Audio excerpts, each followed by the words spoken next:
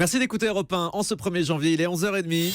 C'est l'heure du journal de la santé avec Anne Cazot. Marisol Touraine promet la transparence dans l'affaire du suicide d'un cardiologue à l'hôpital Pompidou à Paris. Départ imminent pour Mathéo Le Petit qui part soigner sa leucémie aux États-Unis et la façon dont vous déroulez le papier toilette en dirait long sur vous. Et on commence avec quelques conseils pour se remettre de la Saint-Sylvestre. Il ne reste que 3 jours de vacances avant de retourner au travail ou à l'école. Avec ou sans enfants, le principe est le même pour tout le monde. Oui, en 2016, on a dit plus de douceur avec soi-même et avec les autres. Et donc, l'objectif, c'est de retrouver une hygiène de vie plus saine à condition d'y aller doucement.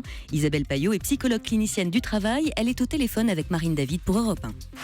Quand on a beaucoup mangé, qu'on a beaucoup festoyé, on a envie de dire, bon alors dès demain, je me remets au sport, je vais aller courir. C'est une erreur, il vaut mieux recommencer en douceur, c'est-à-dire aller faire de la marche, aérer, boire beaucoup d'eau, mais pas se remettre comme un forcené à faire du sport parce que c'est vraiment pas prendre soin de soi.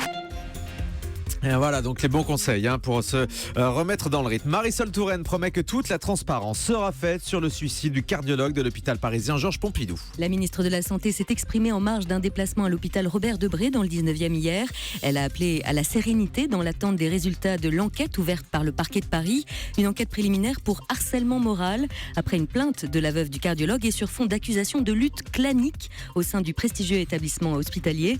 Martin Hirsch, le directeur général de l'assistance publique des hôpitaux de Paris, a également précisé qu'une autre commission a été lancée, composée de 3 personnalités extérieures à l'hôpital. Elle devrait procéder notamment à la mise à plat des sujets conflictuels dans l'établissement qui a connu plusieurs crises au cours des dernières années, rappelle-t-il.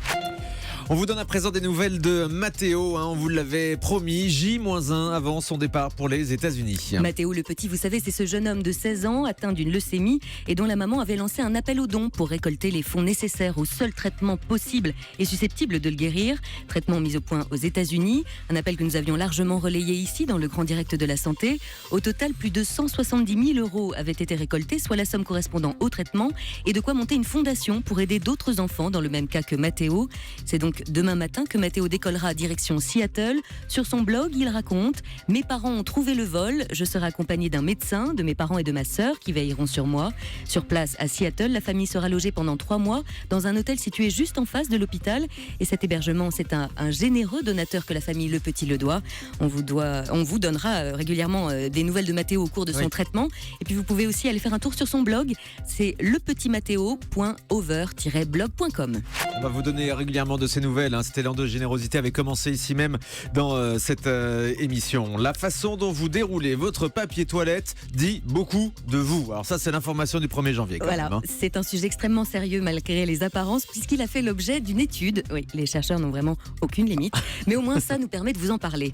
Le docteur anglais Gilda Carle, une spécialiste des relations humaines, a donc étudié la façon dont nous déroulons notre papier toilette qui, selon elle, en dit long. Il y a visiblement plusieurs manières de poser son papier toilette sur le portant et donc plusieurs manières de le dérouler. Il y a donc 2 écoles, soit par le dessus, soit par le dessous. Et visiblement, c'est riche en enseignements. Donc si vous déroulez votre papier par le dessus, c'est-à-dire vers vous, cela voudrait dire que... Oui, tout le monde fait le geste, vers vous. Cela voudrait dire que vous aimez prendre les choses en main, que vous êtes organisé, plutôt actif. En revanche, si vous déroulez votre papier par le dessous, c'est-à-dire vers le mur, vous seriez plutôt dépendant des autres, fiable et à la recherche de relations humaines avec des fondations solides. Et si vous ne vous reconnaissez dans aucune de ces catégories, que cela n'a pas d'importance pour vous, tant qu'il y a du papier toilette, tout va bien finalement. Oui, c'est mieux, oui.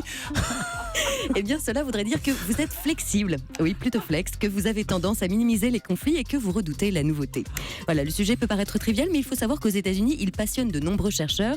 Certains ont même établi un lien entre la position du papier sur le présentoir et l'âge, le sexe, le statut socio-économique, voire l'orientation politique. Ne riez pas, il y aurait aussi une corrélation entre le fait de posséder un camping-car ou un chat. Mais il nous faudra attendre la prochaine enquête sur le sujet pour comprendre ce lien de cause à effet. Pour l'heure, encore flou, il faut l'avouer. Faisons leur confiance, 2016 est définitivement plein de promesses et l'étude ne devrait pas tarder. On a le droit aussi de penser que c'est n'importe quoi On peut aussi. Allez, on va terminer avec le chiffre du jour. 2 personnes sur 3 à travers le monde se disent heureuses.